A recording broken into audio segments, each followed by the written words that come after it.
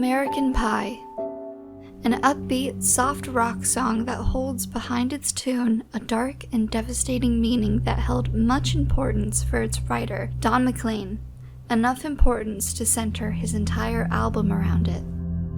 It was 1972, and this song, 8 weeks after its release, had reached the top in many parts of the world, including the US, Canada, and Australia, becoming the record holder for the world's longest song to hit number 1 on the billboards, and sustaining this for almost 50 years. It's been popularly defined as one of the most successful and debated songs of the 20th century, as it was incredibly popular, but the meaning behind it to this day is still widely argued. It began a nickname for a popularly horrific event in those times, a plane crash leading to the death of a number of beloved rock and roll singers, as the day the music died, which is a phrase sung continuously throughout the song. Don Mclean was a child and a newspaper boy at the time of this event, and the phrase comes from the headline on the newspaper he read that morning. These singers held a grip on the heart of a large portion of America, and in turn their death was as destructive as it was shocking.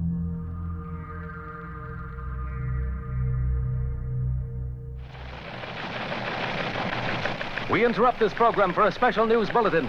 3 young singers who soared to the heights of show business on the current rock and roll craze were killed today in the crash of a light plane in an Iowa snow flurry. Manche sehen schon das Ende gekommen. Zu allem Überfluss kommt Eddie Cochran ein Jahr später in England bei einem Autounfall ums Leben.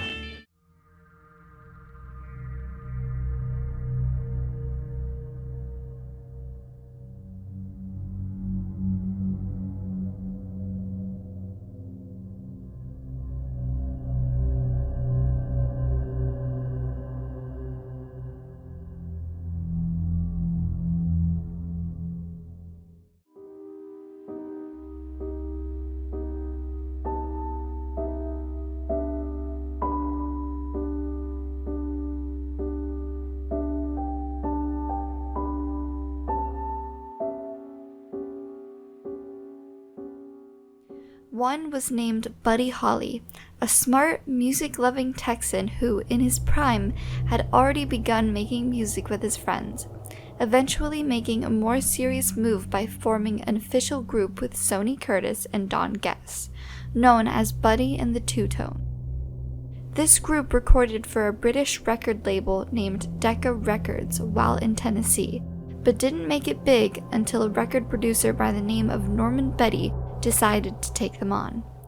Holly now had to come up with a new name for the band, which now consisted of Jerry Allison, Joe B. Malden, and for a brief time Nicky Sullivan, who later left to prioritize his education. Together, this team decided on the name The Crickets, after the noise these insects made and the trend of multiple artist groups being named after birds. They almost named themselves the Beatles, spelled the same as the insect, but decided on this name instead, later leading another popular rock band to name themselves the Beatles with an A, partially to pay respects to Buddy's death. Holly eventually left the Crickets in 1958 and began recording under his own name, just 1 year before his tragic death. Another that died in this crash was known popularly as the Big Bopper, but legally went by the name J.P. or Giles Perry Richardson. This hard-working and soulful man who was also a Texan and was born as the eldest to an oil field worker. He was a defensive lineman in high school and then became a radio disc jockey, or DJ for short, as he worked at a degree in law and also studied college band and chorus. Once 1949 rolled around, the station he worked for, formerly known as KTRM, now transitioned to KZZB, offered him a full-time job as DJ, and he took it, quitting college entirely to focus on his career and soon his daughter and wife as well. After then being drafted into the Army for 2 years, he returned to his full-time career to then be offered a time slot for himself in the radio by a sponsor of the station. He took the job and, inspired by a popular dance at the time called the Bop, decided to refer to himself as the Big Bopper. He soon broke the record for continuous broadcasting on this radio show by performing for an outstanding 5 days, 2 hours, and 8 minutes, only allowing himself to take 5-minute showers during newscasts. He is also known as the man to create the very first music video, which occurred in 1958, but his greatest accomplishment did not come until after his death. In 1959, Richardson recorded his first #1 hit and most popular song to date, White Lightning, which wasn't released until 6 months succeeding his death. The last singer to die in this crash was a groovy Californian, Ritchie Valens, or Richard Stephen Valenzuela, a very important and popular man who remained at the forefront of the Chicano rock for the duration of his short-lived but unbelievably successful life.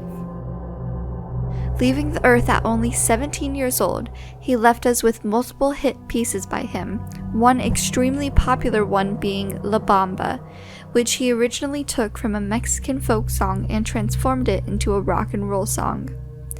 Even as young as 5 years old, he knew he wanted to make music and eventually taught himself to play multiple instruments and continued his music career into his teens.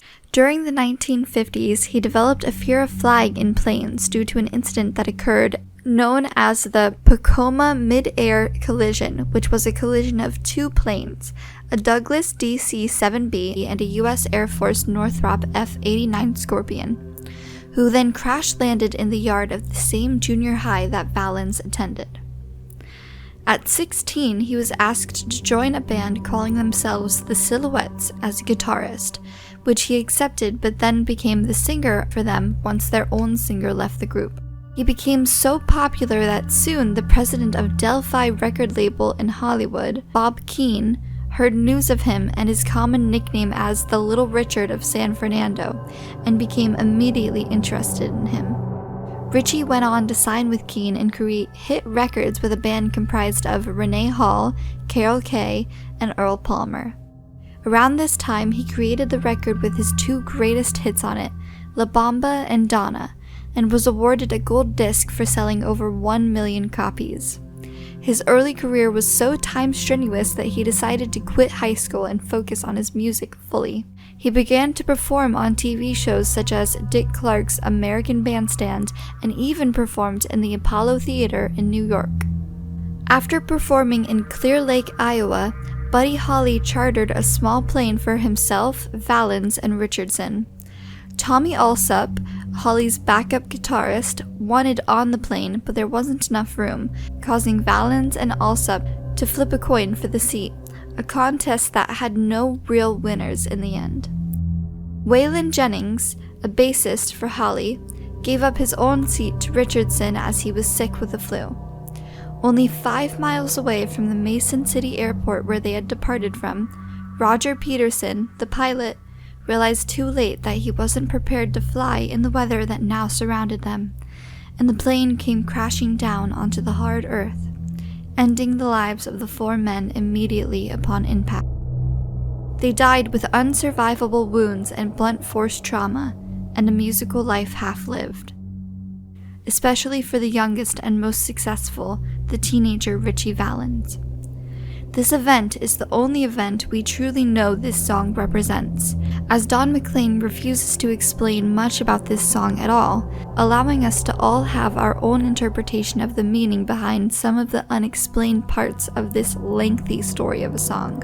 But it is generally agreed that the overall symbolism is the loss of the innocence and childlike wonder, essentially the American dream, of the 50s and early 60s that was soon replaced by the pessimism, rebellion, and realization that the world we live in can never achieve this American dream of perfection that overtook the late 60s and 70s. In the end, I sympathize with the death of these important figures, but my belief is that almost every loss leads to gain in some form or another.